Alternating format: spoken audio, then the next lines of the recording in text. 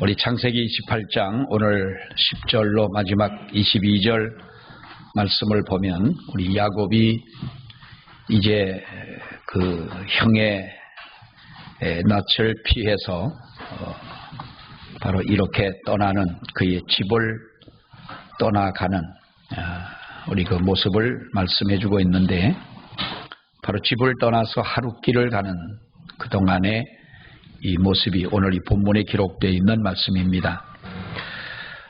야곱은 그 아버지로 인하여 많은 하나님 앞에 그 축복의 기도를 받았습니다.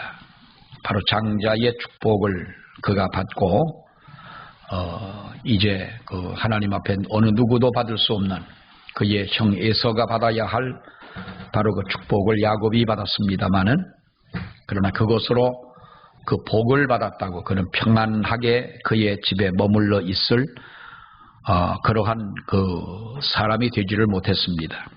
그 집을 떠나가게 되는 이런 과정에서 특별히 하나님의 손길을 또 보호하시는 하나님의 그 은혜를 체험하게 되는 이런 과정을 말씀해 주고 있는데, 우리가 보면 성경을 통해 보더라도 또 우리가 우리 모든 역사들을 생각해 볼 때, 하나님은 우리 사람들에게 축복을 하실 때 그 축복만을 뽑아서 주시는 것이 아니라 바로 고난도 함께 주신다라고 하는 것입니다.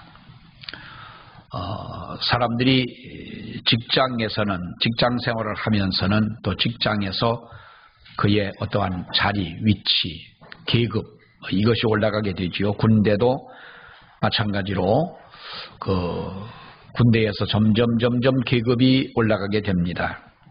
근데 계급이 올라갈수록 사람들이 편안하게 그렇게 우리가 승진이 되는 것은 결코 아니죠.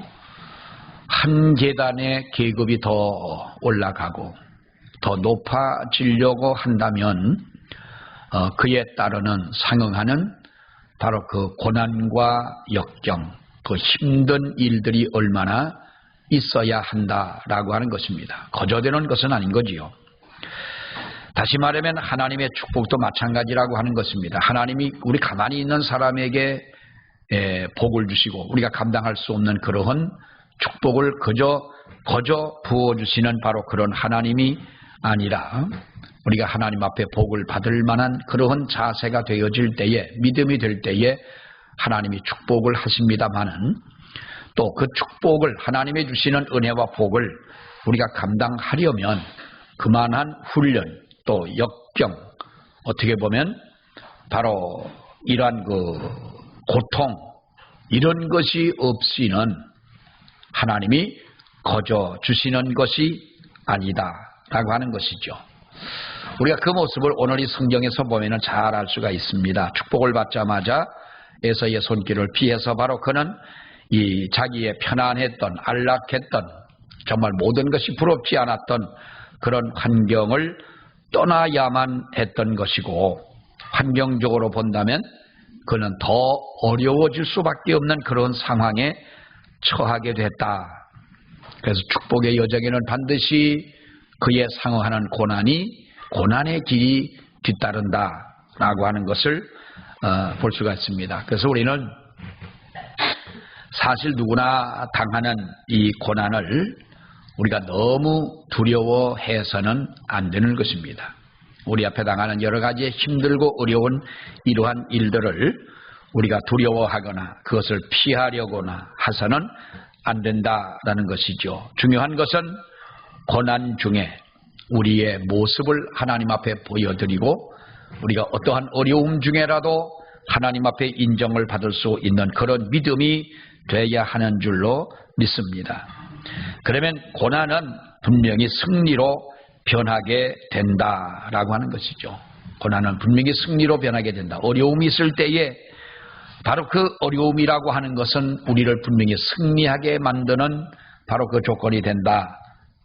그런데 우리가 그렇다면 어떤 자세를 우리가 가져야 하느냐라는 것입니다. 어떤 자세를 가져야 되느냐, 어떤 믿음이냐라는 거죠. 바로 그것이 우리가 야곱이 하란을 향해 가면서 보여주는 바로 그 모습이라고 하겠는데, 첫째는 하나님의 은혜인 것입니다. 우리가 뭐니 해도 하나님의 은혜 없이는 우리는 살아갈 수가 없는 존재들인데요. 오늘 야곱이 자기 집이 있는 브엘세바에서 외삼촌 라반이 살고 있는 바로 그 하란으로 떠날 때 하룻길을 가게 됐습니다. 하룻길을 갈 때에 바로 그곳에 돌을 하나 취하여 누워 잠을 자더라 그럽니다. 여러분, 우리가 한가하게 보이죠. 한가하게 이렇게 누워서 잠을 잡니다. 사실 이 자체가 얼마나 여러분 두려운 것이겠습니까? 이 동물의 세계 같은 그림을 보게 되면은요, 잠비아에도 마찬가지라고 그럽니다. 그 켄트도 그 국립공원들이 뭐 여러 개가 많기 때문에 그 국립공원 안에는 뭐가 살겠습니까? 사자도 있고 호랑이도 있고 뭐 이런 그야말로 우리가 텔레비에서 보는 이 동물의 왕국 같은 뭐 습지되는 악어도 강물에는 악어도 살고 또 큰 아나콘다 같은 뱀이 뭐 얼마 전에도 보니까 사람을 삼켜버리는 그런 일들이 있다잖아요. 뱀이 하도 배가 불러가지고 이놈이 움직이지를 못해서 사람들이 배를 갈라보니까 거기에 50대의 여자가 있더라는 거, 배 안에. 참 우리나라는 그런 뱀 없는 것도 얼마나 고마운지 모르겠어요. 사실 야곱이 잠들어 있는 바로 그 광야가 여러분 우리나라처럼 우리나라는 무서운 동물이 없지 않습니까? 뭐 호랑이도 없지요. 우리는 사자도 없지요. 뭐 표범이나 이런 것이 없습니다. 며칠 전에 뉴스를 보니까 저 풍기 쪽에 영주 풍기 쪽에 소백산 기슭에 인삼을 많이 심지 않습니까? 인삼밭에 여우가 들어와 가지고요. 그 인삼밭을 막 파헤쳐놨다는 거예요. 그럼 여우가 어디서 났냐? 옛날이 아니라 몇 년 전에 그 소백산에다 여우를 이렇게 풀어놨지 않습니까? 이 동물원에서 키우던 여우를 자연에 이제 풀어놨더니 그놈들이 산에 돌아다니지 않으니까 인삼밭에 들어와가지고 인삼을 다 파헤쳐놨다 하는 뉴스를 봤습니다만은 우리나라는 겨우 있어봐야 육식동물로는 그 정도고 지리산에 뭐 반달곰을 풀어놨다 그러는데요. 사실 우리나라는 뭐 산이 70%긴 하지만은 산림이 그렇게 뭐 울창하지 못하고 동물들이 살기에는 지금은 물론 나무들이 많기는 하지만은 그 동물들이 큰 동물들이 살기에는 참 적합하지가 않은 조건이라고 그러지 않습니까? 사실 별로 없습니다. 그런데 야곱이 잠들어 있는 그 광야는 언제 이 사자가 올런지, 언제 거기에 무슨 호랑이 같은 사나운 동물들이 언제 나타날는지 모르는 그런 들판에 돌을 베고 잠을 잔다 라고 하는 것입니다. 그야말로 그날 밤에 목숨을 걸고 그곳에 있을 수밖에 없는 이런 상황인 거예요. 거기에서 야곱이 잠을 잡니다. 그런데 그가 신기한 꿈을 꾸지요. 꿈속에서 사닥다리가 땅에서부터 저 위에까지 있는데 천사가 오르락 내리락 하는 그러한 모습을 보게 되고 그 사닥다리 저 꼭대기에서 하나님의 말씀이 들려왔습니다. 하나님의 말씀이 들려왔어요. 이것이 바로 야곱이 그 잠을 자며 하나님의 은혜를 체험한 첫 번째의 그 은혜라고 할 수가 있겠죠. 아버지 이삭을 통하여 그가 많은 복을 받았고 평소에 하나님의 은혜를 받고 복을 받고자 하는 간절한 마음이 있었던 인물이긴 하지만은 그러나 하나님의 이 신비한 음성, 신비한 체험을 하기는 처음이었다라고 하는 것입니다. 여러분, 고난의 때는 사실 어떻게 보면은 고독하지요.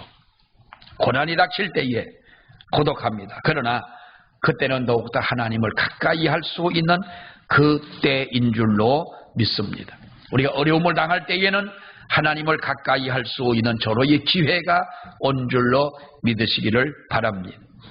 그때 하나님께서 바로 가까이 하고 기도하고 하나님의 은혜를 체험한 이 성도를 통하여 하나님께서는 은혜를 주시고 더 큰 축복을 내려주시는 줄 믿습니다.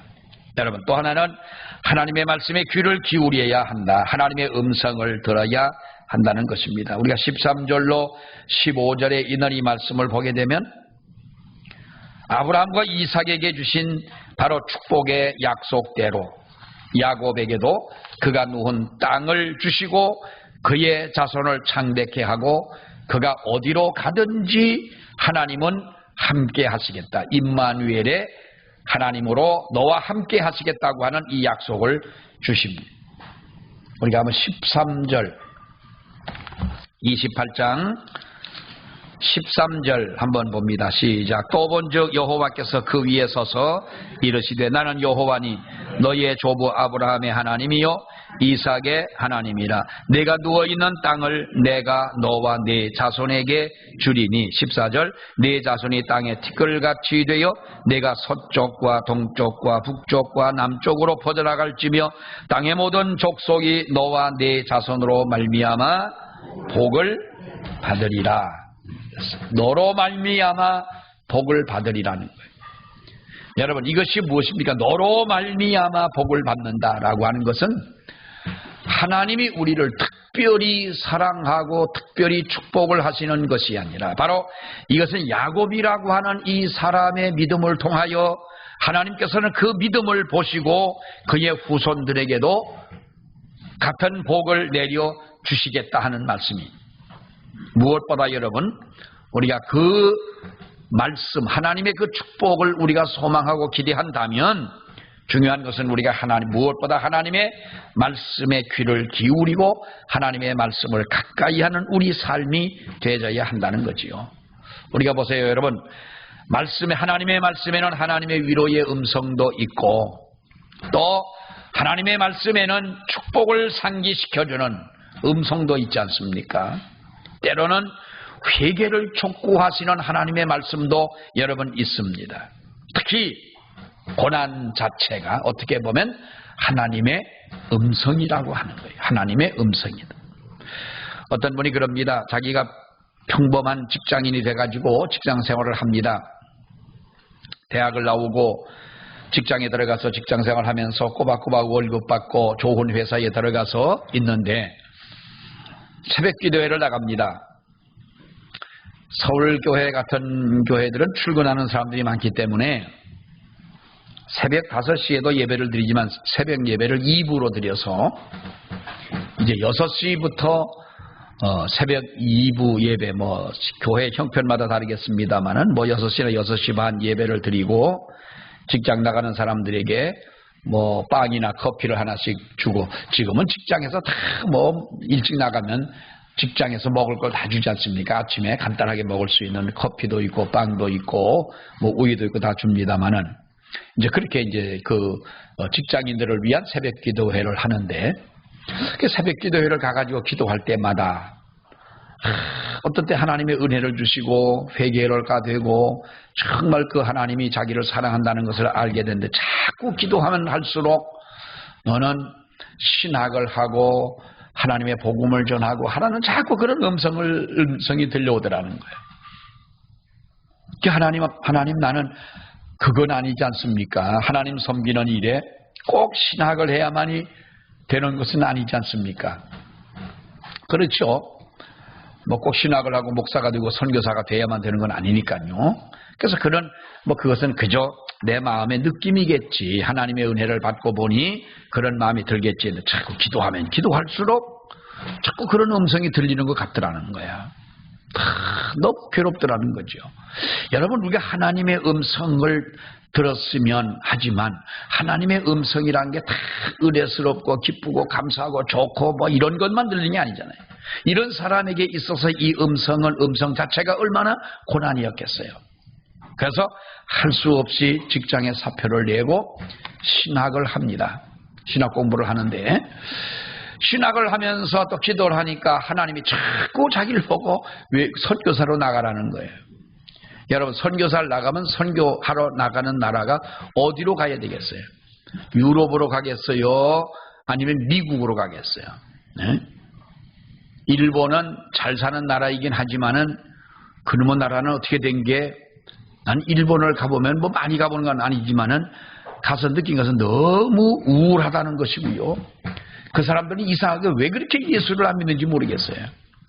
일본 사람들 프로테즈로는 뭐 0.3%라고 그러는데요. 사실 우리가 보면 예수 믿는 사람이 그렇게 많지가 않은 거예요. 안 믿어요. 그 사람 우상을 그렇게 미신 섬기고. 자꾸 외국으로 선교사로 나가면 뻔한 것 아니겠어요? 동남아 쪽으로 가나 아프리카로 가나 저 남미 쪽으로 가나 이 어려운 나라로 가야 제대로 선교하는 거지. 뭐 미국에 내가 선교사 간다 그러면 여러분 미국은 얼마나 많은 선교사를 보내는 나라이고 그렇습니까? 근데 그것이 너무 괴로운 거예요. 이 사람이 하나님의 응답인 줄 알고 신학을 졸업하고 목사가 돼가지고 선교사로 동남아에 가가지고 그 어려운 나라에 가서 하나님의 복음을 전하는 거예요. 그 동남아 같은 데 보면 뭐 필리핀도 보면요. 그 사람이 살지 않는 그 밀림 지역 같은 곳이 있어요. 거기 여기저기 한 집씩 살아가는 거예요. 그런 곳을 찾아가면서 예배를 드리는 거예요. 전도하고. 하나님의 음성 좋은 것입니다. 하나님의 음성을 듣는 것은 기적입니다. 그렇죠?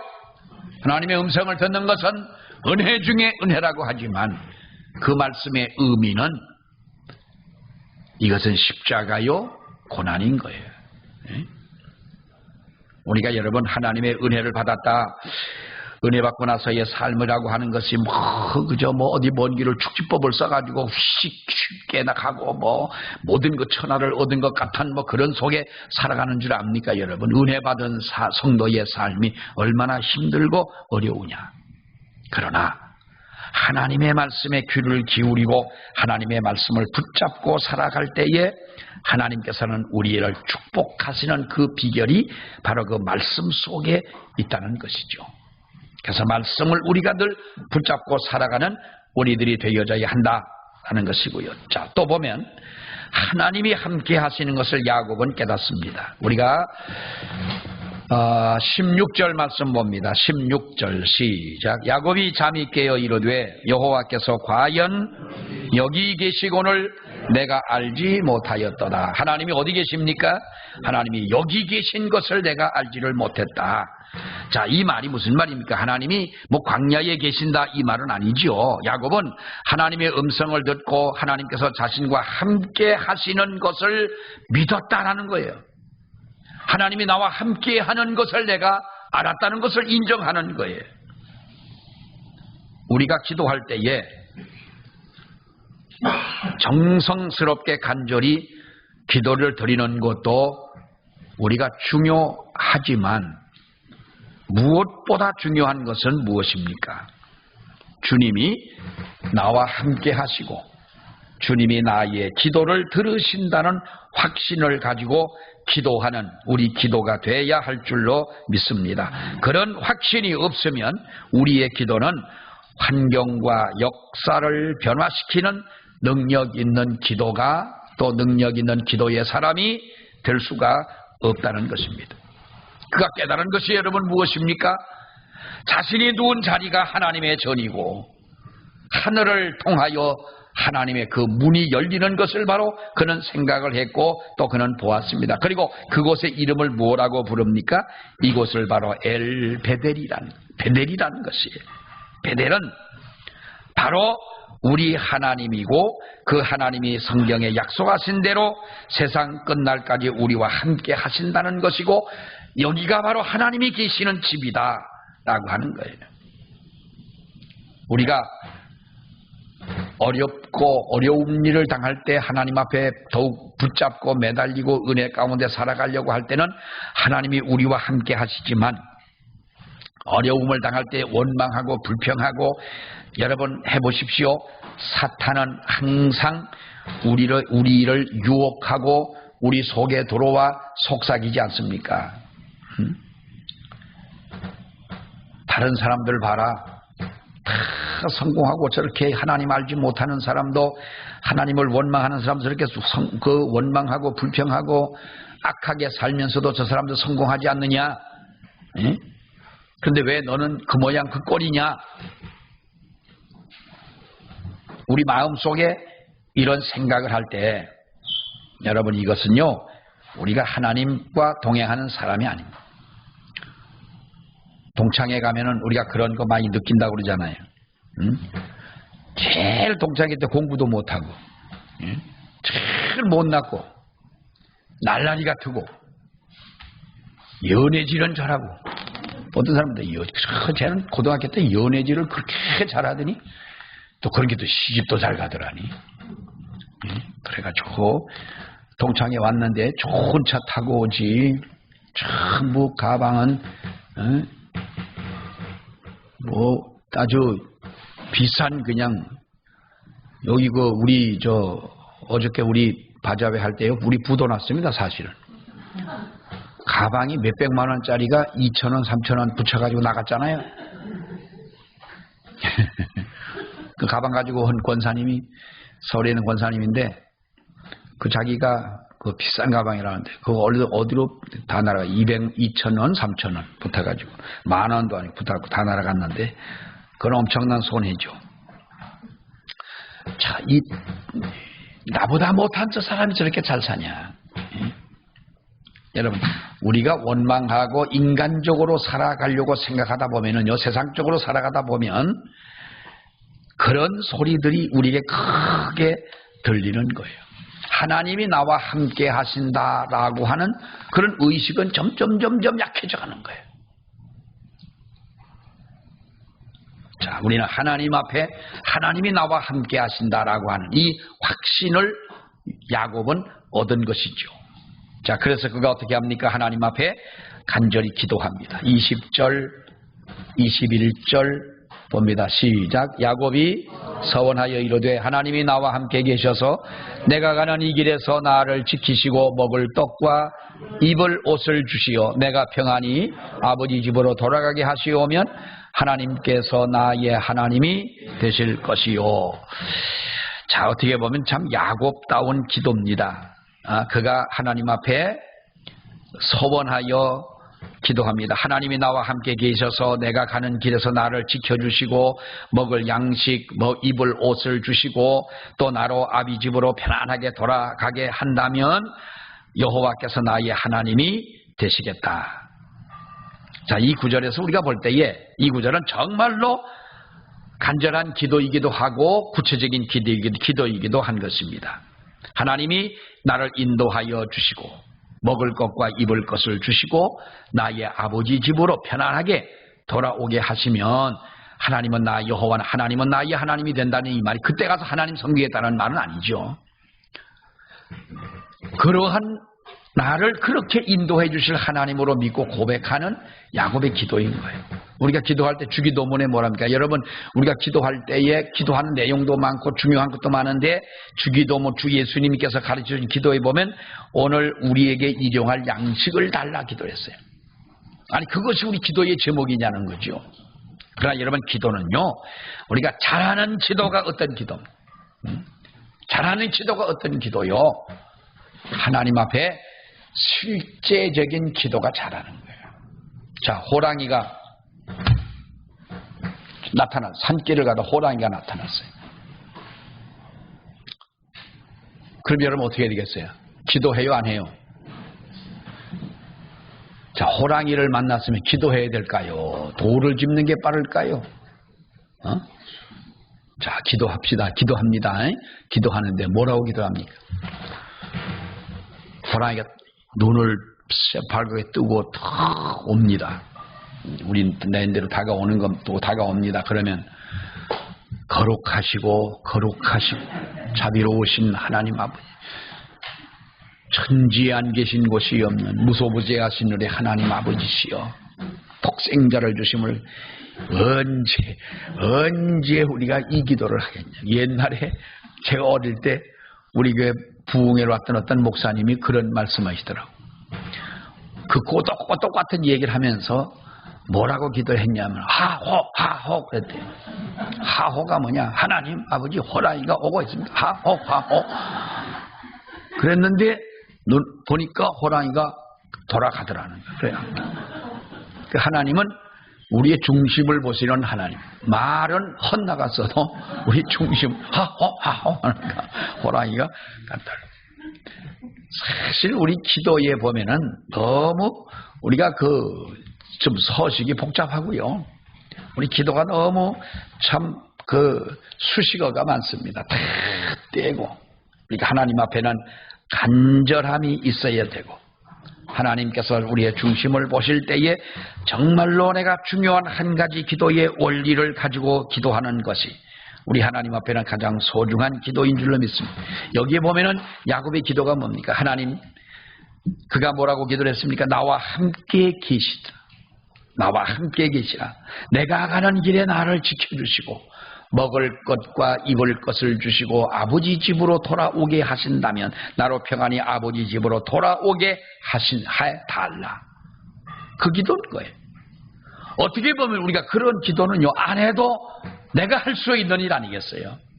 그러나 기도는 그렇게 구체적인 우리 기도가 되어져야 한다. 아멘. 자, 또 하나는 새로운 그의 결단입니다. 여러분, 새로운 그의 결단인데, 우리는 기도할 때 하나님께 어떻게 해달라라고 기도를 하지만, 우리는 사실 우리가 기도만 하지 말고 내가 어떻게 하겠다는 기도를 드리는 것이 합당한 기도인 줄로 믿습니다. 내게 어떠한 것을 해달라, 무엇을 어떻게 해달라 하는 것, 기도만 중요한 것이 아니고 내가 하나님 앞에 어떻게 하겠다는 것. 이 야곱의 기도 속에는 바로 그와 같은 그의 약속과 서원이 깃들어져 있는 바로 그 기도인데요. 우리가 야곱의 기도를 통틀어 보십시오. 내가 베고자 하던 그 돌을 세우면서 하는 말이 이것이 하나님의 전이 될 것이다. 성전을 세우겠다. 그 기도예요. 네? 여러분, 교회를 세우겠다. 뭐 그 정도의 기도 이상의 기도입니다, 여러분. 우리가 예배당을 짓는 것은 뭐 얼마든지 사람들이 지을 수 있지 않습니까? 근데 중요한 것은 뭡니까? 내 마음에 하나님의 거룩한 성전이 세워지는 것이 더 중요한 것이죠. 하나님이 보시는 정말 우리의 그 교회 중심, 하나님 중심의 그 고백인 거예요. 내가 하나님의 성전이 될 것입니다. 그리고 그가 어떤 고백을 합니까? 바로 하나님 앞에 내가 10의 1조를 하겠다. 이거는요, 우리가 아브라함 때도 보았고 이삭의 때도 보았고 야곱의 때에도 우리는 볼 수가 있었던 그의 신앙의 고백인 거예요. 어떤 사람은 11조가 뭐 구약시대 것이다.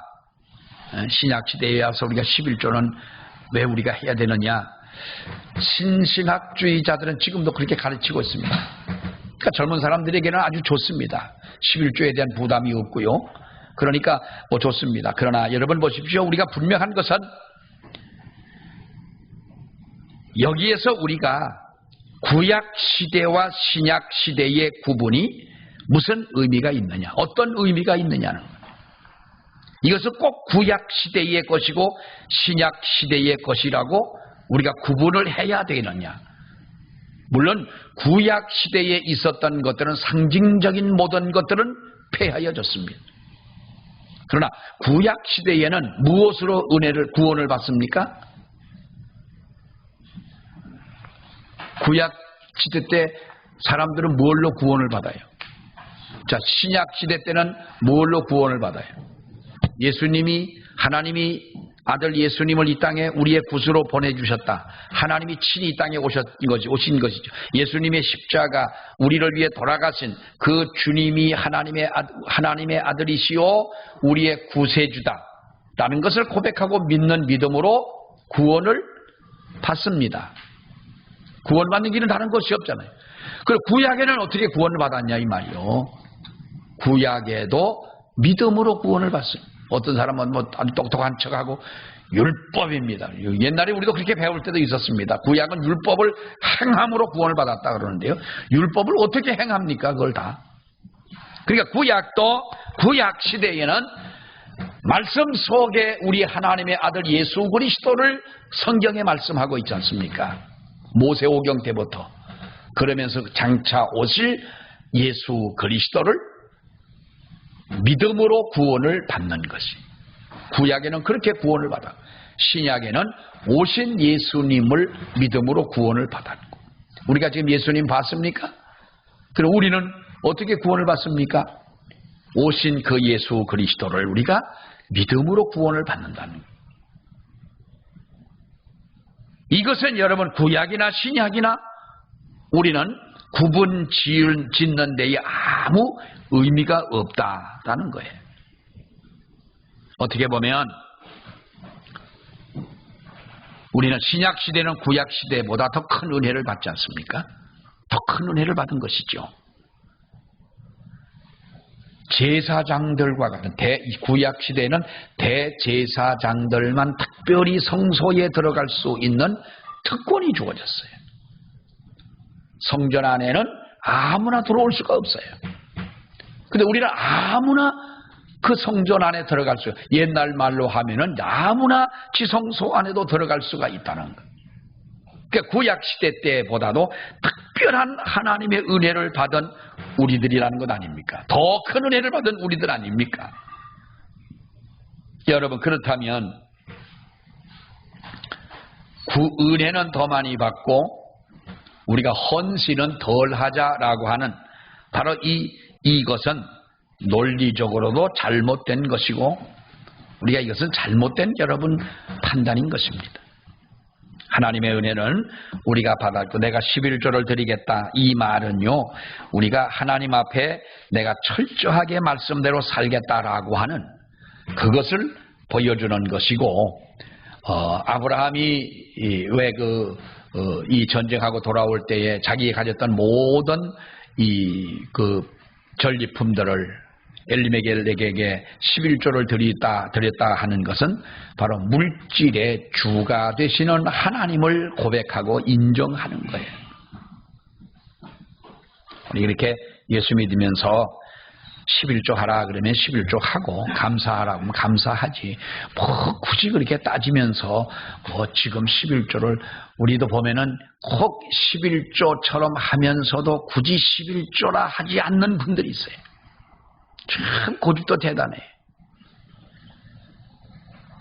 하나님은요, 우리가 바로 믿는 것은 믿음대로, 말씀대로 믿으면 되는 줄로 믿습니다. 우리가 구약시대의 11조가 의무적인 법이라면 신약시대의 11조는 은혜 받은 사람이 지켜야 할 의무적인 법이라는 거예요. 더 철저하게 해야 되는 거예요. 자, 이 야곱을 보면은 고난 중에 이렇게 하나님의 은혜를 받고 어느 누구도 체험하지 못한 하나님의 그 은혜를 체험했음에도 불구하고 왜 이 고난을 그는 겪어야 됐느냐? 뭐 그날 밤만입니까, 여러분? 하란에 내려가 외삼촌을 만나가지고 20년이 넘는 세월 동안 살아오면서 야곱의 고난이 여러분 하루 이틀의 고난이 아니지 않습니까? 야곱이라고 하는 사람의 삶은 고난의 연속이었습니다. 그러나 어떻게 보니 그것이 하나님의 은혜였더라는 거예요. 그것이 하나님의 축복이었고 그것이 하나님이 함께 하시는 일이었더라. 우리가 세상 살면서 다 평안하면 얼마나 좋겠습니까마는 우리가 평안하지 못하고 이렇게 고난의 삶을 살아가는 경우들이 많습니다. 우리 믿는 성도들에게 그렇잖아요. 그럼에도 불구하고 이것은 우리가 하나님 앞에 버림받은 사람들이 아니라 하나님이 함께 하시고 하나님의 은혜를 주시는 방법이고 하나님이 우리와 동행하시는 바로 그 증거이다. 그래서 고난도 하나님의 은혜요 축복이라는 것이, 하나님이 우리에게 축복을 하시고 은혜를 주시고 역사하실 때 분명히 이러한 고난도 또 동행하게 하신다는 겁니다. 늘 우리는 이 은혜 가운데 하나님 앞에 바로 판단하고 바로 행하며 바로 믿으며 나아가는 우리들 되어야 할 줄 믿습니다. 기도하겠습니다. 하나님 아버지의 은혜를 감사합니다. 오늘도 저희들을 사랑하시는 하나님의 그 큰 사랑 안에 거하게 하신 것을 감사드리며 아버지여 이 시간도 주님 앞에 나와 하나님과 함께 하신 야곱의 그 삶을 저희들이 보면서 그가 에서가 받지 못한 하나님의 축복과 은혜를 받았고 다른 모든 사람들이 감히 생각할 수 없는 하나님의 놀라운 은혜와 복을 받았음에도 불구하고 그의 삶의 고난의 연속이고 어려움의 연속이었음을 저희들이 보면서 하나님은 사랑하는 자에게 은혜를 주고 축복하지만 또 그것을 감당할 수 있는 하나님의 고난이라고 하는 이 울타리도 함께 해주시는 것을 아버지여 믿습니다. 때로 우리가 세상을 살면서 어려움을 당할 때 어려움을 가지고 하나님 앞에 원망하고 불평할 우리들이 아니라 오히려 감사하며 살아가는 우리 모두가 되게 하여 주시옵소서. 예수님 이름으로 기도하옵나이다. 아멘.